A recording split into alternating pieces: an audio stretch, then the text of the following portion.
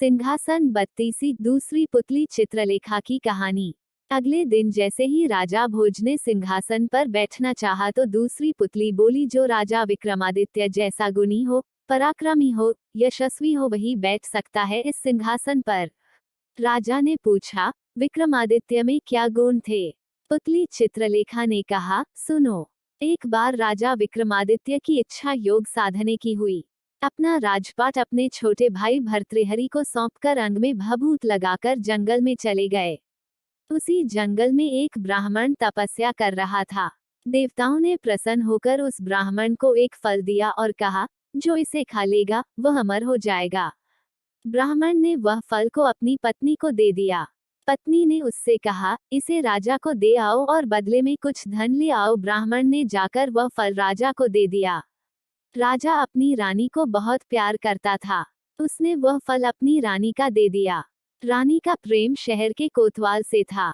रानी ने वह फल उसे दे दिया। कोतवाल एक वेश्या के पास जाया करता था। उसने वह फल वेश्या को दे दिया। वेश्या ने सोचा कि मैं अमर हो जाऊंगी तो भी पाप कर्म करती रहूंगी। अच्छा होगा कि यह फल राजा को दे दूं। वह जिएगे तो लाखों का भला करेंगे। यह सोचकर उसने दरबार में जाकर वह फल राजा को दे दिया। फल को देखकर राजा चकित रह गए। उन्हें सारा भेद मालूम हुआ तो बड़ा दुख हुआ। उसे दुनिया बेकार लगने लगी। एक दिन वो बिना किसी से कहे सुने राजघाट छोड़कर घर से निकल गए। राजा इंद्र को यह मालूम हुआ तो उन्होंने राज्य की रखवाली के लिए एक दूत भेज दिया। इधर जब राजा विक्रमादित्य की योग साधना पूरी हुई तो वह लौटे। दूत ने उन्हें रोका। विक्रमादित्य ने उससे पूछा तो उसने सब हाल बता दिया।